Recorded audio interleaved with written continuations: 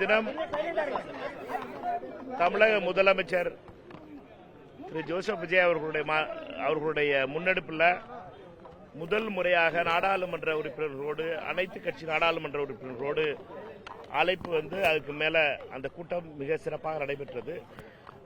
2 மணி நேரம் நடைபெற்ற இந்த கூட்டத்தில் மொத்தம் அனைவரும் சேர்ந்து தமிழகத்தை பொறுத்த மட்டும் எந்த விதத்திலையும் எப்படி வந்து ஏப்ரல் 16ஆம் தேதி இந்த டீலிமிட்டேஷன் ஆக்டை டிஃபீட் பண்ணமோ அதே மாதிரி இந்த முறையும் அதே முறையில் எல்லாரும் ஒற்றுமையோடு இருந்து தமிழகம் ஒரே குரல்ல ஓட்டு போடணும்னு முடிவு பண்ணியிருக்கோம்.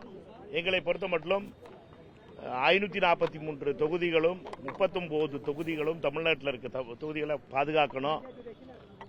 ஏமாற்று வேலை பாஜக ஏமாற்று வேலை பல ஏமாற்று வேலைகளை பண்ண ஆரம்பிச்சிருக்கு. 50% கூட்டுவோம், 60% கூட்டுவோம் ஆஃபரு. இந்த ஆஃபர் கதையெல்லாம் ஆரம்பிச்சு கதை கட்டிக்கிட்டு இருக்காங்க பாஜக. இந்த ஆஃபரில் ஏமாந்துடாமல் இருக்கணும். ஆஃபரில் ஏமாந்த கட்சிகள் வந்து வரலாற்றில் என்றைக்கும் மறக்கப்பட மாட்டாது. இந்த கூட்டம் என்பது மிகப்பெரிய துவக்கம். தமிழக முதலமைச்சர் திரு விஜய் அவர்கள் எடுத்திருக்க இந்த முன்னெடுப்பு மிகப்பெரிய வெற்றியை பெறும். எங்களை பொறுத்த மட்டும் தமிழகத்திற்கு எந்த விதத்திலும் துரோகம் நடக்காமல் பார்த்துக்க வேண்டியது எங்களுடைய வேலை. ஒரு ஆள்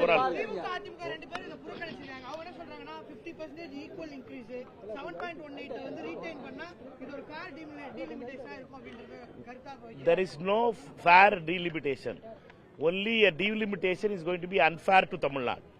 இது வந்து தவறான புரிதல். இது வந்து தமிழ்நாட்டை பொறுத்த மட்டும் தமிழ்நாட்டுக்கு ஒரு ஃபேர் டீலிமிட்டேஷனே கிடையாது.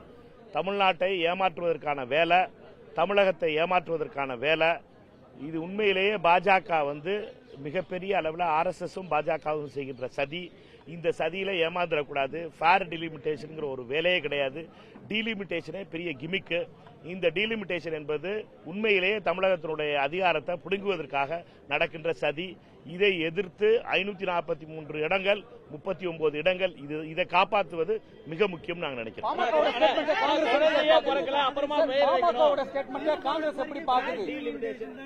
அதைத்தானே சொல்றேன். ஃபேர் டீலிமிட்டேஷன் ஒரு டீலிமிட்டேஷனே கிடையாது. ஃபேர் டீலிமிட்டேஷன் என்னன்னா அது வந்து ஒரு ஃபேக் டீலிமிட்டேஷன். ஃபேக் டீலிமிட்டேஷன் ஆதரிக்கிறது நியாயம் கிடையாது. டீலிமிட்டேஷன் தமிழ்நாட்டுக்கு எதிரானது. 543 தொகுதிகள் தான் நியாயமானது. 39 தொகுதிகள் தான் நியாயமானது. எப்பொழுது டீலிமிட்டேஷன் நடந்தாலும் சரி, இந்த டீலிமிட்டேஷனை பொறுத்த மட்டும் மோடியும் அமித்ஷாவும் தமிழ்நாட்டுக்கு எப்பொழுதுமே ஃபேரான டீலிமிட்டேஷன் கொடுக்க போறதில்லை. அவர்கள் ஒரு ஃபேக் டீலிமிட்டேஷன் தான் கொடுக்க போறாங்க.